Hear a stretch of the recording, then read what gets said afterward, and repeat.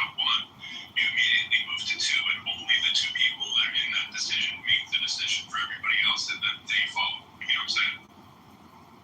Yes. Like what's make the signal clear. Well, the signal thing is like I don't want to make it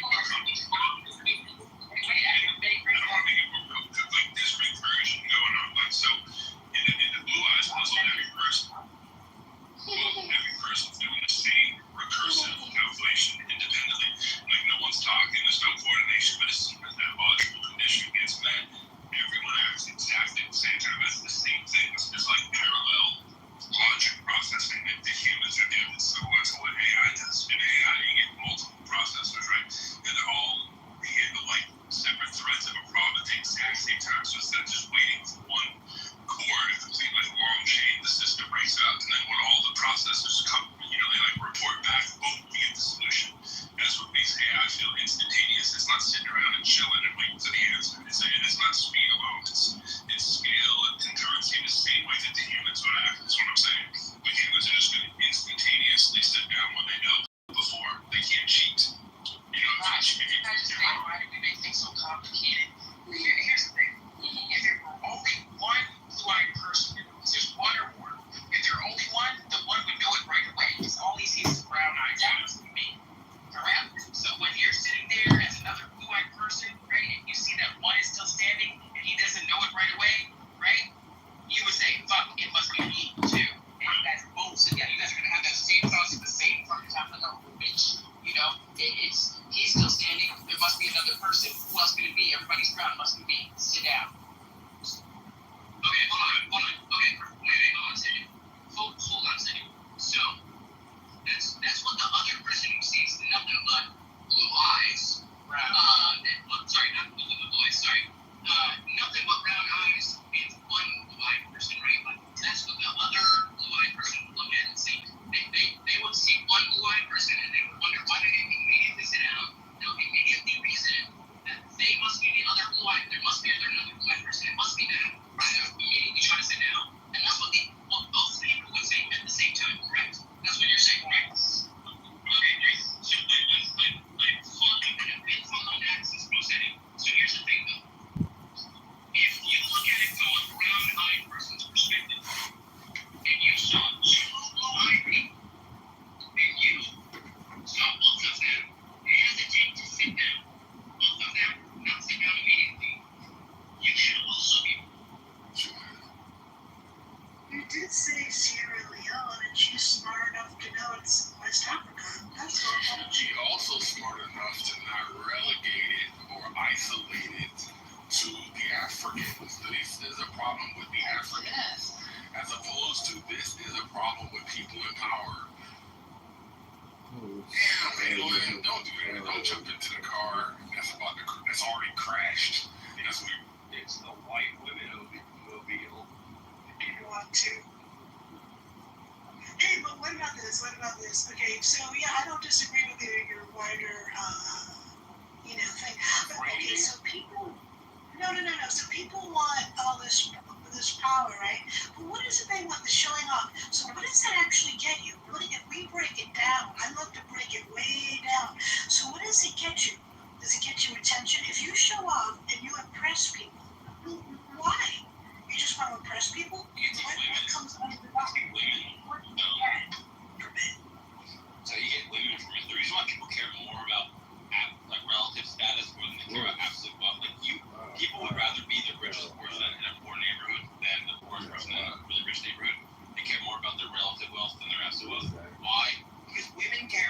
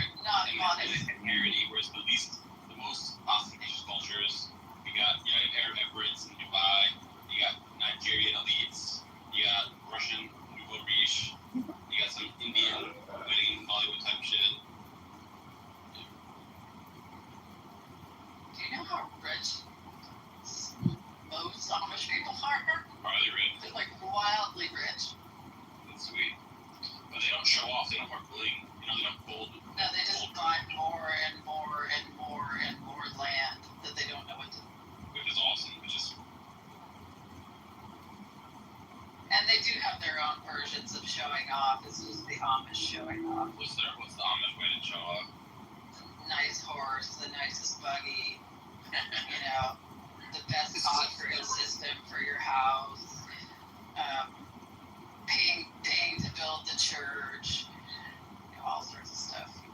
But in the Amish world, I'm curious, what gives social power? So let's say a woman and she wants to marry the best guy and get the best husband. What gets her that? She would probably marry someone that's a church elder that has control over sort of setting the norms for the community. If you're pretty and you're docile, you'll do all right, I think, for the Amish world. Can't be too docile. Just docile enough not to get noticed. If you're too docile, your brothers will start raping. Brothers? Yeah, it's a problem. Believe me. So who ensures you that you're one of these guys? Like everything's not like everything. These guys. When you say brothers, you don't mean your blood brother. Yeah. That's great. There's a documentary on Prime called Sins of the Amish, which has some women that escaped their Amish communities and talk about what happened to them. That's part of the problem is they're so insular, and you can do really crazy stuff. Yeah. Like this one woman was talking about how she locked the door on her room, and her brother literally took the hinges off the door so he could come in and bust her. I don't fully understand. With cultures like that, I don't fully understand what's to stop the girl in the middle of church being like, my brother molested me. Because they blame it on the woman. They say you tempted him, it's your fault. Okay, well, what if, how about this? What if she said, hey, everybody, I don't want to cause problems, but my brother keeps molesting me, and I'd like him to stop. What do you guys recommend I do to get him to stop molesting me? He's like, you're not even trying to blame him. Like, implicitly, you are blaming him, and you're just like, I want some tips how I can get him to stop molesting me. Like, I feel like Well, first of all, women aren't allowed to speak in church, so My friend, there's that problem.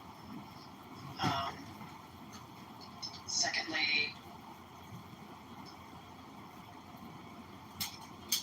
look at this 10 minutes of Tanya. I've invited a bunch of people to the room by cell phone text messaging.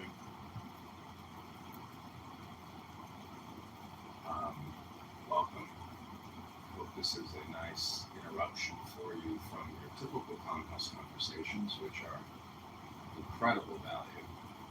For example, talking to Amir this morning. Wow. I mean, I gotta say, it is actually kind of entertaining. It's kind of ridiculous, with Black Rabbi, Caleb.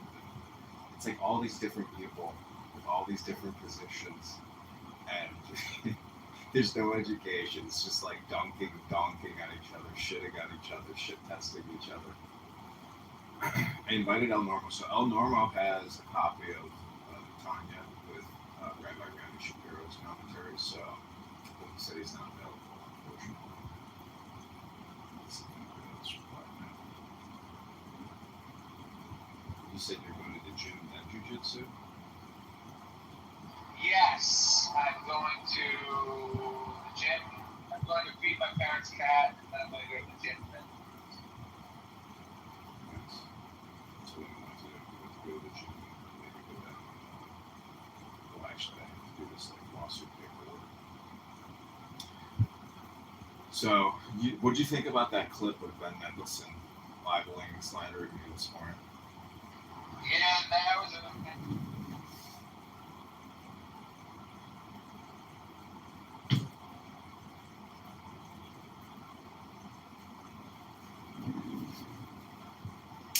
I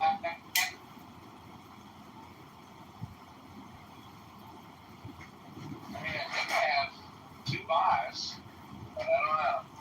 Yeah, I couldn't agree with it.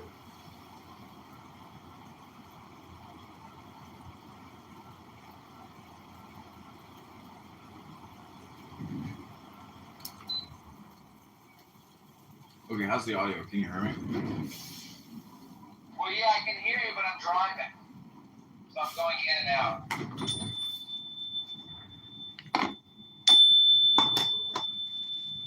Smart Yahoo. Okay, this is Tanya. This is serving God. Let me turn this off.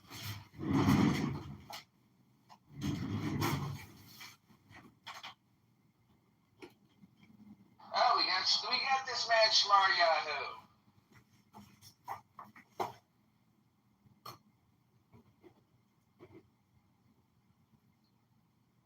Okay, this is 3 minutes of Tanya. Here we go.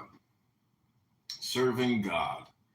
And you will return and see the difference between the righteous and the wicked, between those who serve God and those who serve God not. There are two types of in-betweener, those who serve God and those who do not serve God. Those who do not serve God are not wicked, but merely passionless, lacking a sense of self strong enough to ignite selfish desires or deeds. They keep the way of God by default, which is why they are said not to serve God at all. The true servant of God actively arouses love for God. This can be done in two ways. First, by immersing the intellect in the infinite spaciousness of God. Second, by arousing the passion for God resting within the right side of the heart. Both are ways of serving God, but only the way of immersion is called perfect service. These are the subnotes. When you return to your divine nature, Penamayut, you will see clearly and act godly. Malachi 3:18. Though Malachi is clearly talking about two types of people, the righteous who serve God and the wicked who do not, the Alter Rebbe takes the passage to refer to four kinds of people: the Zadok righteous, the Rasha wicked, the in-betweener who serves God, and the in-betweener who does not. They practice the mitzvot simply because it never occurs to them to be otherwise. Immersing the intellect in the infinite spaciousness, Gadlut, of the infinite Godhead, Ein Sof, induces a self-emptying ecstasy, Bittul Hayesh, that engulfs all form, Yesh. Even the Kelipat Nogah and the Sitra Achra, in the emptiness, Ein of God, the way of self-emptying ecstasy, is called perfect or complete because it leaves nothing untouched. The in-betweener who serves God is a passionate, feeling person who is troubled by the competing voices of the heart, who learns to honor the left side of selfishness by aligning it with the right side of godliness. The alignment comes about in three ways. Some for whom passions are weak conform their actions to the good by adhering strictly to the mitzvot, sacred commandments. This is the way of nefesh, the way of doing. Some for whom passions are stronger focus their attention on the heart's innate yearning for God, doing what is right as a lover seeks to please the beloved. This is the way of ruach, the way of feeling. Others for whom passions are strong, but who find themselves drawn more to the mind than the heart, set their mind to the contemplation of God's infinite spaciousness, and in so doing, empty themselves completely into the one.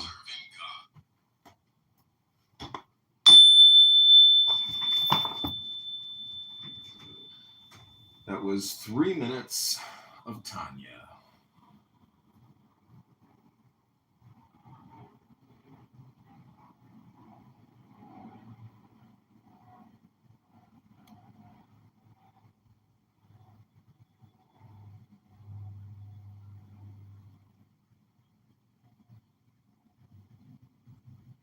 So when it says that there's like the left side of the heart and the right side of the heart, you think it's stage right or stage left?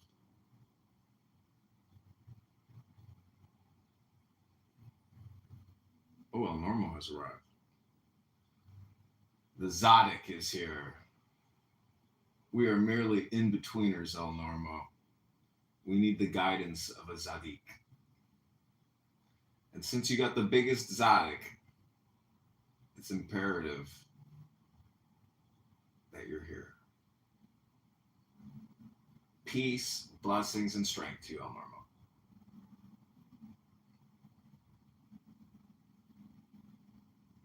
So, You want to mod me? yeah, sure.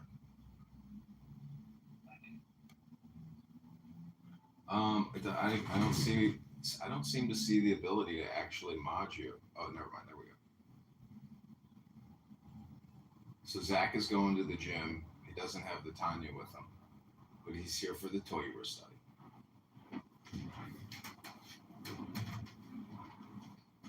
So we're going to read some Tanya. Yeah, we just read 3 minutes of Tanya on called. Read, I just am not a.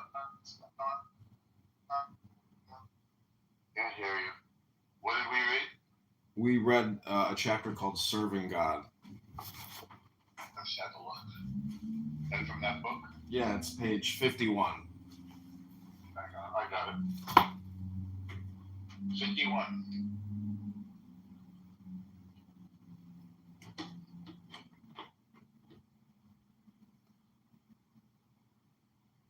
Wow, it opened to that. That's weird. I just flipped it open. I don't know. Can you hear me right now? I have 2 bars.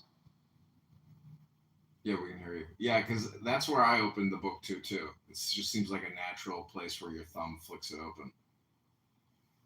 That was a really nice one.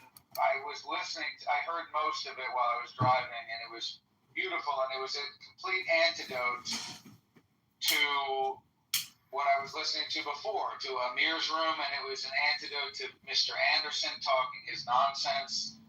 And what I really liked, one line was something about how like the good work is going to engender love of God in others or something like that. What did it say? Like the challenge is to make others love God too. Or something.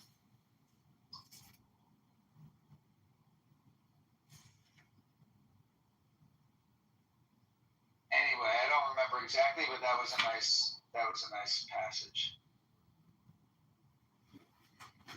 The last verse, it says, both are ways of serving God, but only the way of immersion is called perfect service.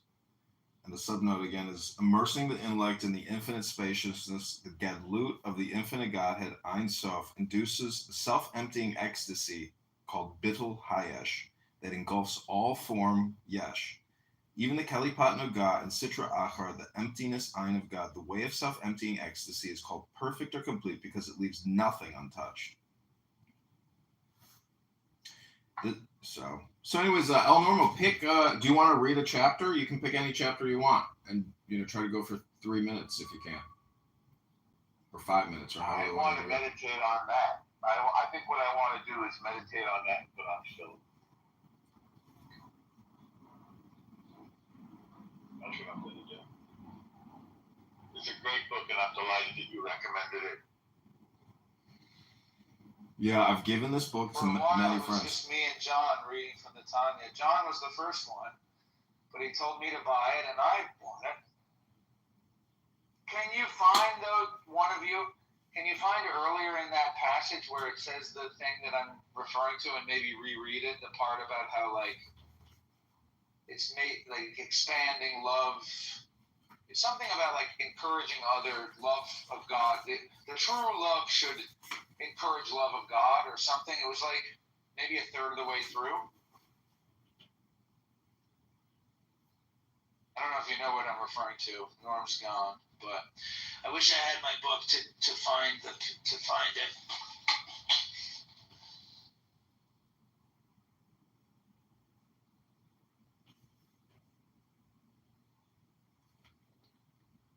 Yeah, El Normo's got the right, putting on tefillin and even reading his book, and if you have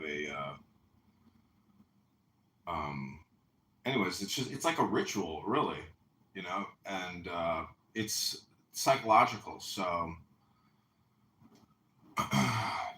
if you practice this stuff, if you come on this app and you do what we're doing now instead of doing what you're doing with Amir, even Caleb, I'm just like, I cannot believe Caleb even gives these people this much time. I know he's doing it because he wants peace, and brotherhood, but at the same time, like the opportunity cost of like doing this type of communication, this is just so much more valuable in terms of your time.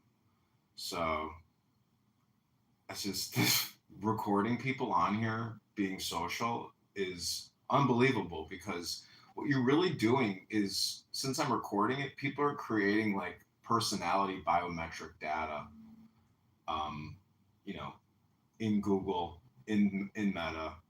So it's just like you are your words, and but that also means you are Amir and you become T Robs. Therefore, it's like imperative that you don't listen to them. That's my opinion. Like, if you really want to be, you know, eyes on the prize, you don't listen to these people. Like anything that, because once you've taken a sample, you know there's no reason to take any more samples. So it's like a you problem to continue listening to them.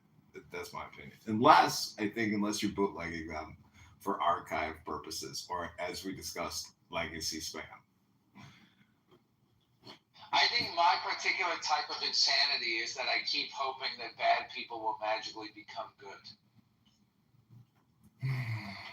But they won't, because they're never going to read this book. They're never going to read a lot of books. They're just going to maintain. I think that you're one of the few, I hear exactly what you're saying, but I think that you're one of the people who can relate to me on this because, and they talk about this, the Yetzer Hara. They say that the greater the Yetzer Hara, the greater the potential for Yetzer Hatov.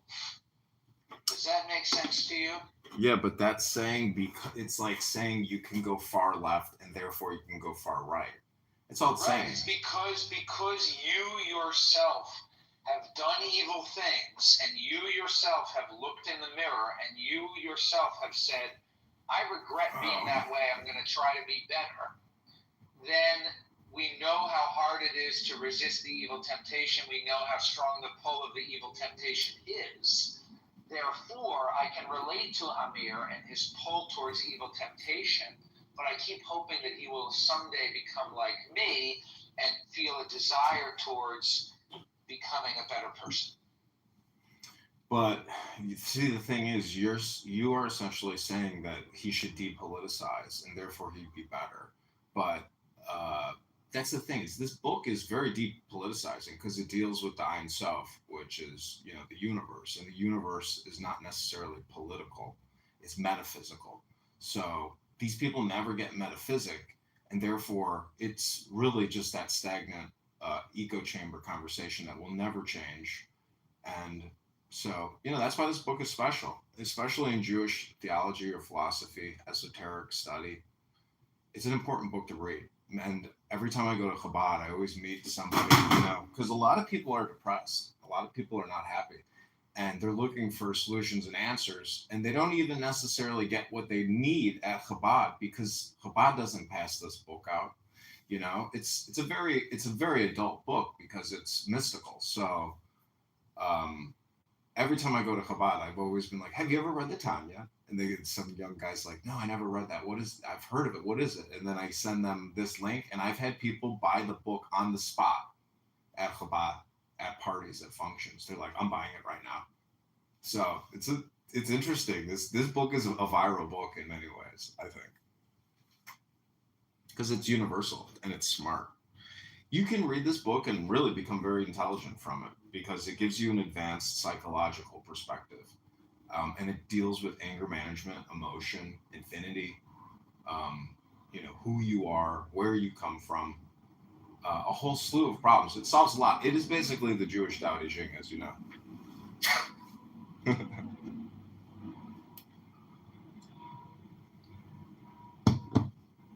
It's also kind of similar in length to the Tao Te Ching. But you know, there's a lot of like associated books to this book. I have a book, it's like called the Rebbe or something. It's about the Alter Rebbe who got put into prison and like miracles of his like prison experience. So there's a lot more to this book, but there's like an actual history to it. So it's an interesting book. Anyways, let me read 3 more minutes for you and then we'll end the room. Do you have 3 more minutes?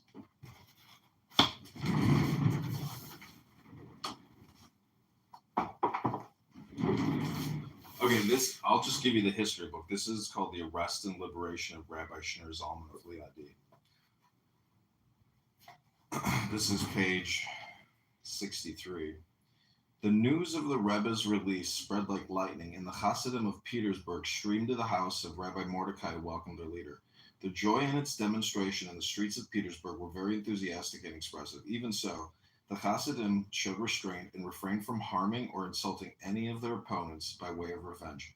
They all knew the Rebbe's opinion about that. Regardless of all the pains suffered, the Rebbe wanted and demanded peace, and his wish was a command to the Hasidim. The Rebbe's words consoled and strengthened them, and he enabled them all to bear all. Immediately upon his liberation, the Rebbe wrote a pastoral letter to the Hasidim. This letter is famous by its name Kotonti, after the initial word. Kotonti, I feel diminished by all the graces and all, etc. This means that through every grace with God bestows, man is to feel very humble. Grace is the right hand, and his right hand embraces me.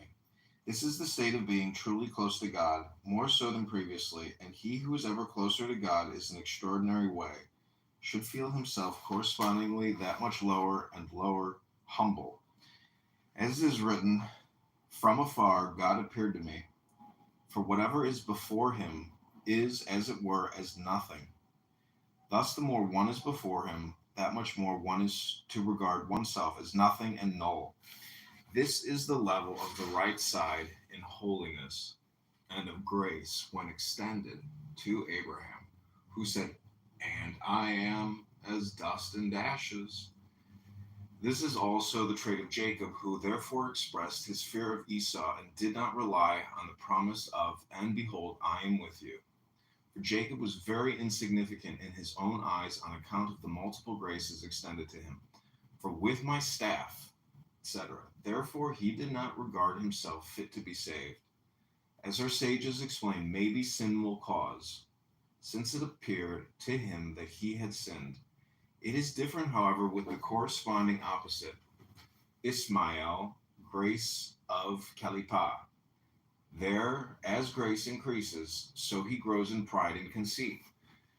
I therefore come to make known to all of our adherents in regard to the numerous graces bestowed to us by God to hold on to the traits of Jacob, the leftover of his people and the remainder of Israel, who belittles himself as if he were but truly leftovers and superfluousness, which is to no avail. Do not pride yourselves over your brethren. Do not open your mouth or whistle at them. God forbid.